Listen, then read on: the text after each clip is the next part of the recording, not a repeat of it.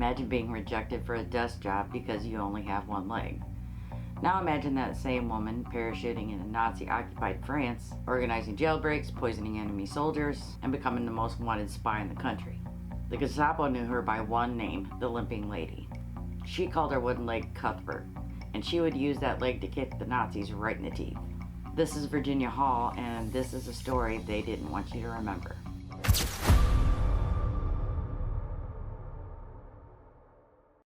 It is oh my god degrees here, and because I'm in a converted garage, I'm freezing to death. I'm going to try to not rush through this because Hall definitely deserves some respect, but in doing so much research into different topics for the show, I ran across so many women who have been forgotten by history, who have done tremendous things.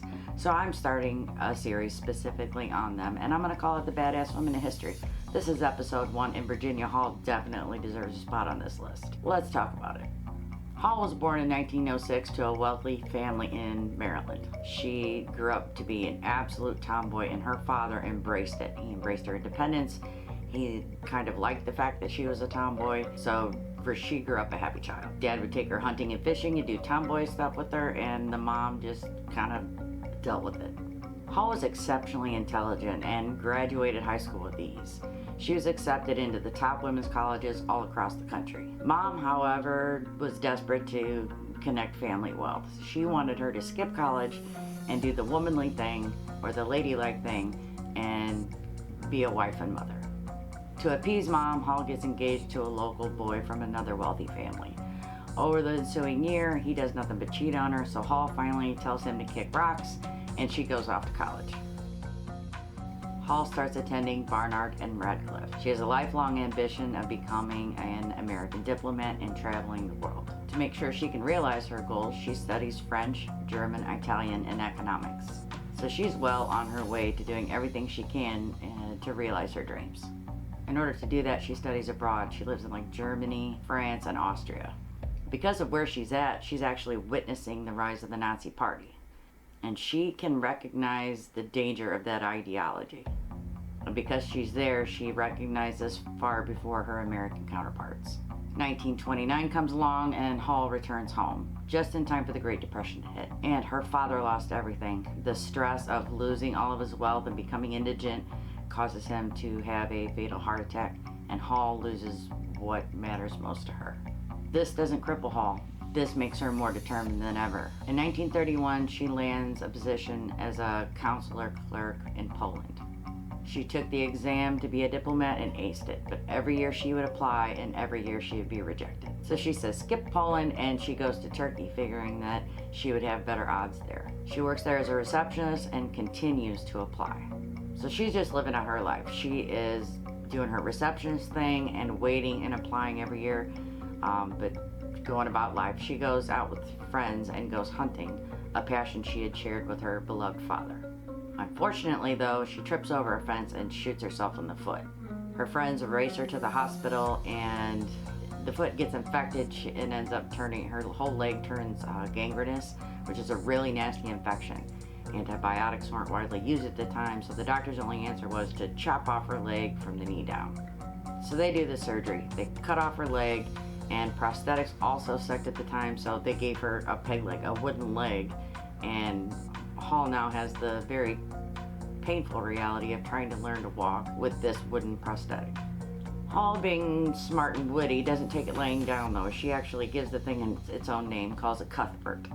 You can imagine that this period of time was a bit of a struggle, knowing that she was losing her leg, and Hall would later recall that her father's spirit visited her in the hospital and basically told her, suck it up, you have important things to do.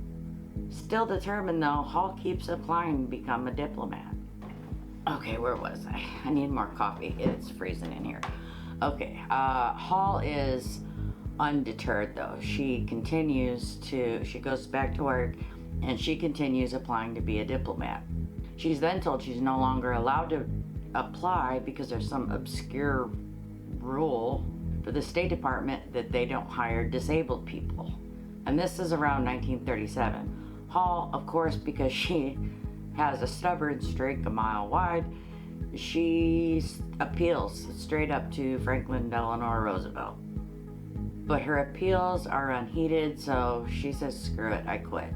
She resigned in 1939, still just a clerk. 1940 rolls around and Germany invades France. Hall decides she's done with desk job. She hates the Nazis, so she books it over to France, where she rebuilds her life from the ground up, being an ambulance driver with one wooden leg. The irony here that this woman is turned down for a desk job because she has a disability, and she just says screw it. She goes to an active war zone with one wooden leg. The testicular fortitude on this woman is hands off to her.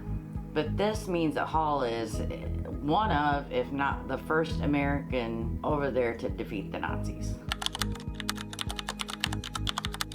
France falls and Hall has to book it out of there. She has to flee. So she hops a train to Spain. And while at the train station, she ends up talking to this guy, telling him her story. This guy turns out to be a British intel officer. He's impressed by her story and says, hey, here's a number.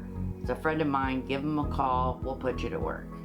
This friend was actually Nicholas Boddington, who worked for the SOE, the British equivalent to the CIA. After he meets with her, he's like, you're perfect. You speak multiple languages.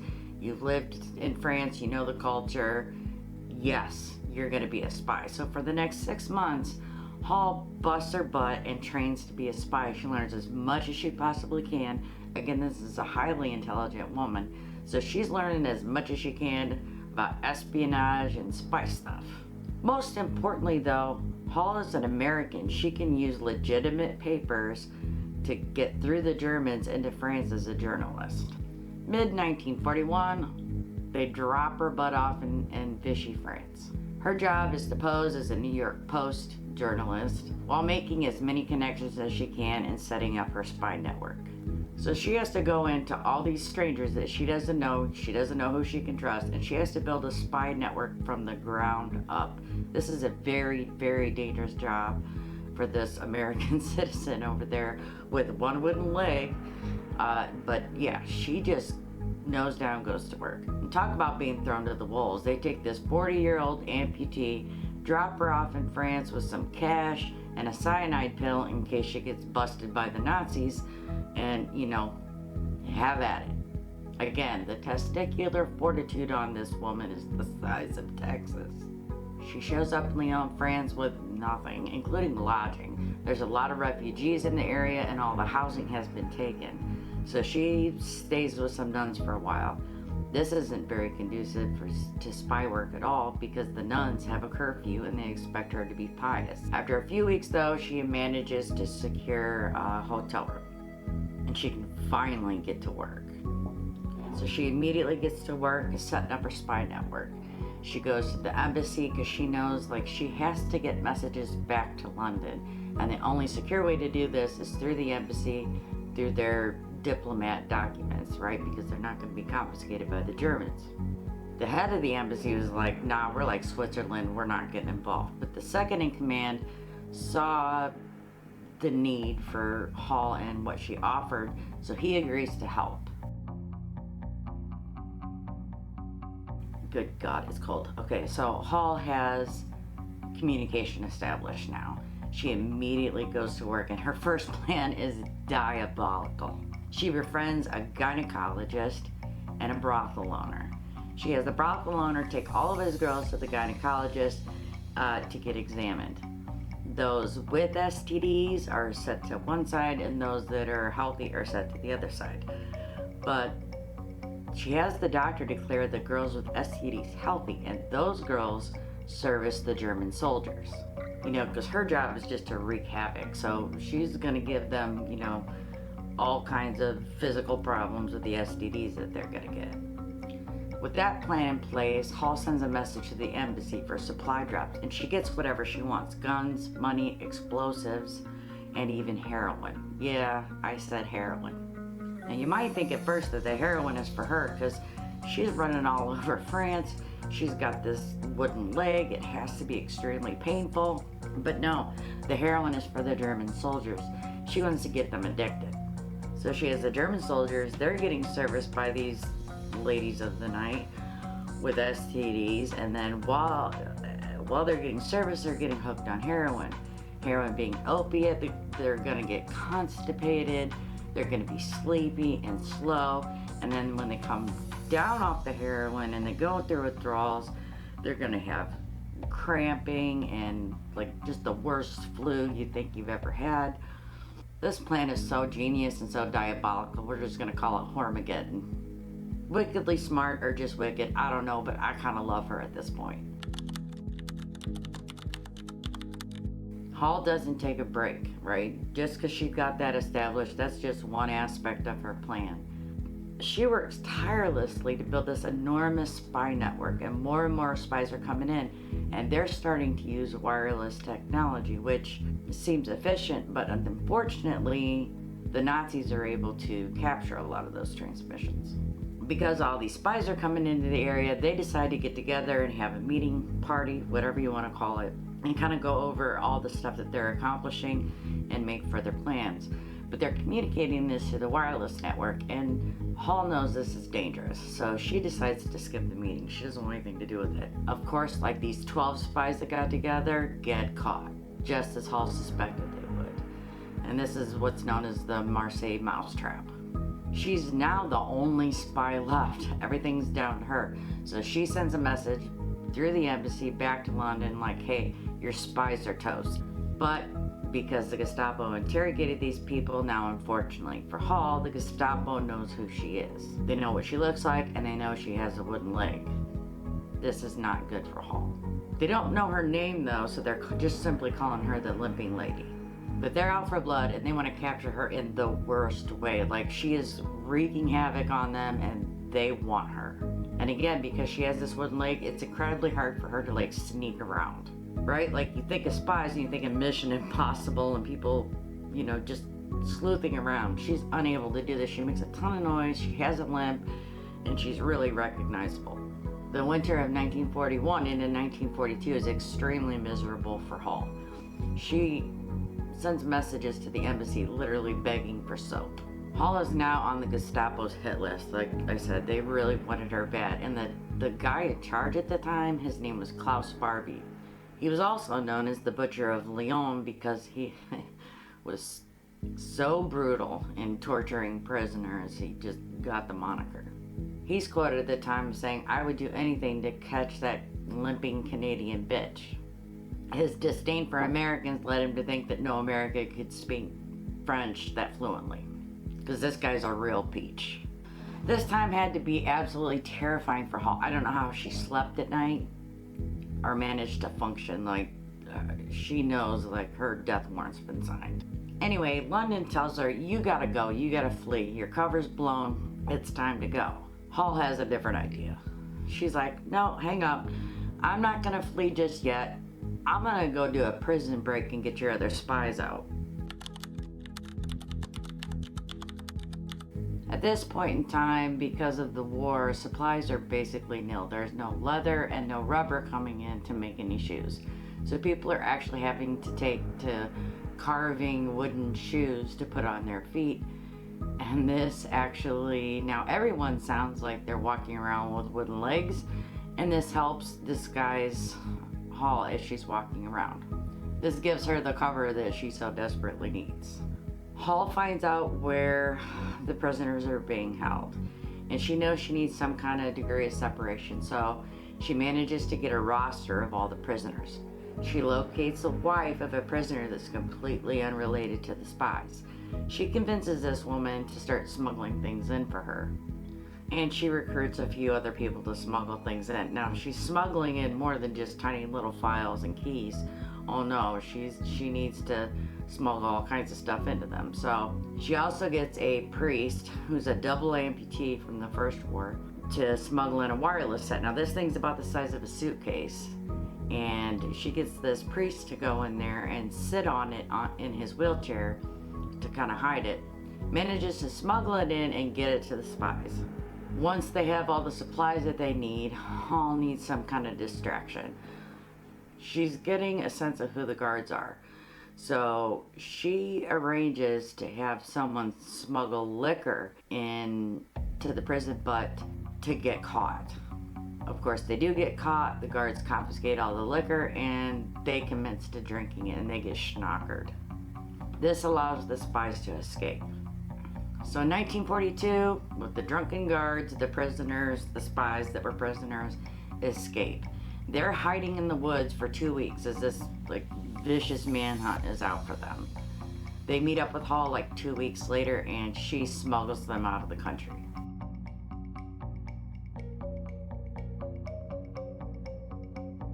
The Germans and Nazis are so embarrassed by this that they call in 500 soldiers and they want her head on a pike. The following day, the Germans moved to occupy Vichy, France. Hall fled Lyon without telling anybody, any of her contacts, because she knows how delicate the situation is, and if anybody gets captured, she does not want the information tortured for them.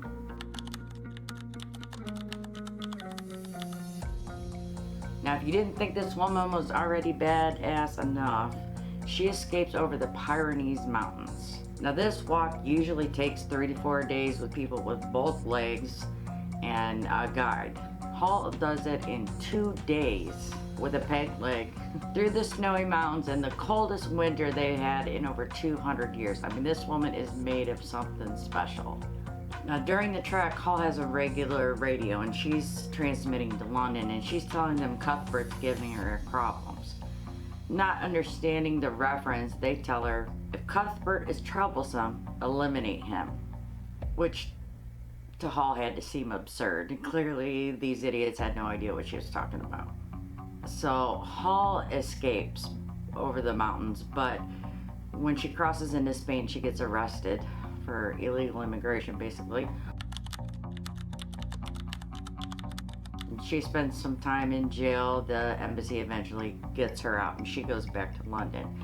And she's like, hey, coach, put me back in. They're like, your cover's blown. It's way too dangerous to send you.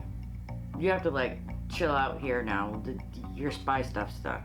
Hall still never taking no for an answer. It's like, not. Check you later. And she goes over to the American OSS, which is the CIA before the CIA was the CIA. So she goes and she's like, basically, I have more experience than any of the guys you have here. Put me in, coach. They're like, sure, you're one of us now. I mean, it was just so simple. Hall's not stupid though. She knows her cover's blown. She's not trying to go over there and get killed. She wants to be of service, so she needs some kind of disguise. So she teams up with a Hollywood makeup artist and learns how to make herself look like an old woman. This will help disguise her limp because, of course, an old peasant woman's gonna have a limp, right? She then goes back to London and has a dentist grind her teeth down to make them look, old and worn. Again, cementing her as an old peasant woman. The OSS then sneaks her back into the country on basically a PT boat, drops her off with some cash and says, here you go.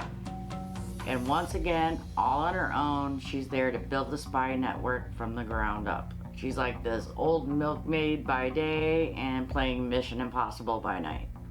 At this time, the French resistance was basically a bunch of guerrilla warfare, right? They're not organized, they're just running around blowing shit up and being as much of a nuisance to the Germans as they can be.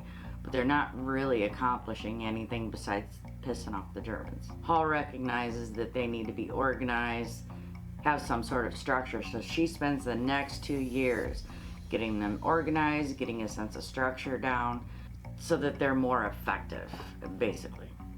By 1944, she had amassed 1,500 guerrilla soldiers. She had them organized, they were structured, and now they can be way more effective. She's leading this army, they're being more effective, she's communicating back with the Americans for supply drops, and then they inform her D-Day's coming.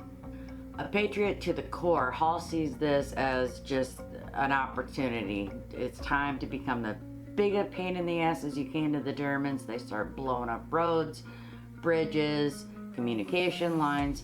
They do whatever they can to make it as hard as they can for Germans to send reinforcements.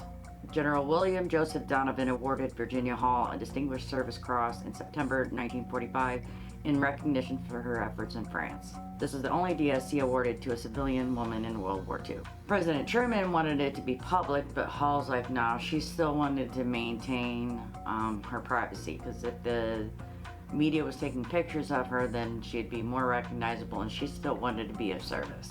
Hall joined the CIA in 1947. She was one of the first women ever hired. The CIA later acknowledged that she was discriminated against because, of course, she was. She was passed over for promotions, honors, and work for which she was totally qualified, and despite her efforts in the war, she was just given another desk job because these idiots could not see what an incredible asset they had at their disposal. All simply because she didn't have the right genitals. You know what I'm saying? She resigned in 1948, probably fed up with the whole situation, but was rehired in 1950 again at a desk job. In the 50s, she again headed up some ultra secretive paramilitary stuff in France and set up models for resistance operations. But when she turned 60, she reached the mandatory retirement age and she retired. In the secret CIA report of her career, the CIA admitted that her fellow officers felt she had been sidelined, shunted into backwater accounts because she had so much experience that she overshadowed her male colleagues who felt threatened by her, and that her experience and abilities were never properly utilized. Because, of course. Hall strikes a chord with me specifically because I grew up a tomboy. I raised another tomboy. And if you have a daughter, you'd probably much rather they look up to somebody like Virginia Hall than some drunken social media influencer shaking their butt floss online for others. And that's exactly why I'm starting this series, The Badass Woman in History. Because they've been set aside for something extremely shallow. Because their sacrifices deserve remembering. Because our young girls need better role models. Welcome to the observation deck. I'm Kim, and if you like stories like this, smash the like button.